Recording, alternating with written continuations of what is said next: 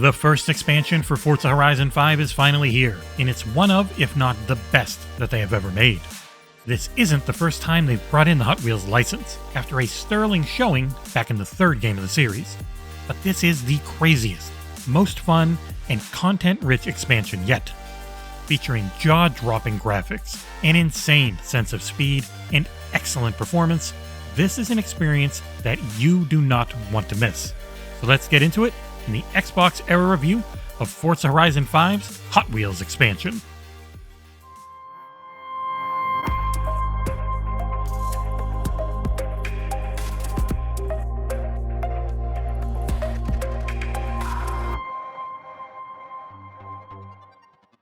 The premise for this one is simple.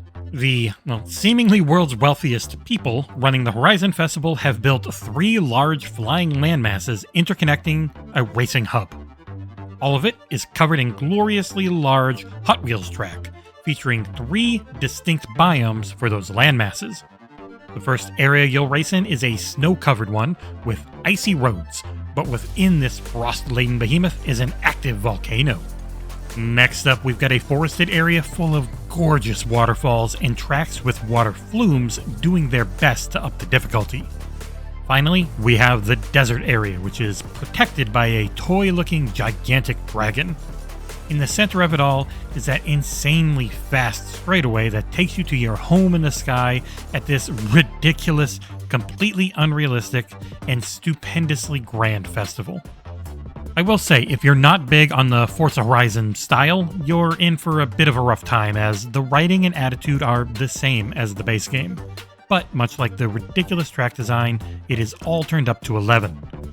Much like the base game, the progression system here is very easily understood and doesn't take too long to start opening things up.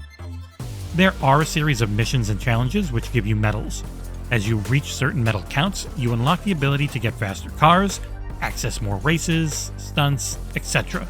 And you continue through the history of Hot Wheels story that is constantly unlocking more and more Hot Wheels branded cars for you to race in. It's not complicated, and it features plenty of familiar content for the series. What makes it so special are the tracks and just how freaking gorgeous everything is. For this review, I played a mix of PC at ultra settings and on a Series X in performance mode. New to consoles is the ability to change the field of view slider, though it is only available in the Hot Wheels expansion. Everything felt and ran incredibly well on both systems, and the art design is impeccable. Every road is made of that famous orange and blue Hot Wheels track.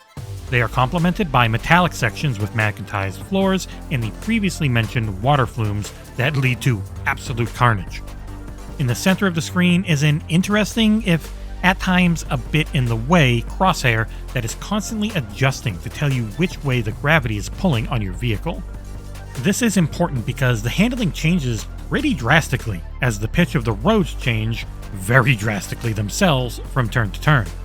It took me a short period of time to adjust to these new rules as I attempted to win each race against an increasingly difficult AI. One thing though is that not every part of the game is on a track. Much like in Horizon 3, at various points you go off-road and can do various stunts or just take a look around. Some areas are a bit buggy though, with my car hovering above the ground and things completely disappearing if I pan the camera around in third-person mode. It didn't break anything, just my immersion. A few times PR stunts wouldn't activate where I thought they would, and it turned out the zone for a stunt was way bigger than it looked on the map. One nice thing is that fast travel is free. Great, because the classic straight line style travel here simply doesn't work. If you had to go from one end of the map to the other every time you wanted to do a new race or stunt, it would become old real quickly.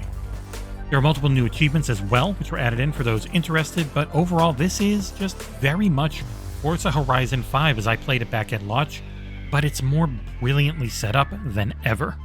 This full embrace of the absurd and arcade extends into new lab events as well, with crazy jumps over impossible landscapes making me giggle like a little kid.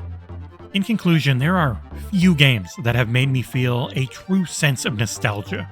I wasn't even the biggest fan of Hot Wheels growing up, but I did have my fair share. Seeing Bone Shaker and Rip Rod in full size as I jump 2,000 feet through one of, if not the best looking video game landscapes of all time is everything I could have ever dreamed of. If you enjoyed the base game at all, then you owe it to yourself to play through this expansion.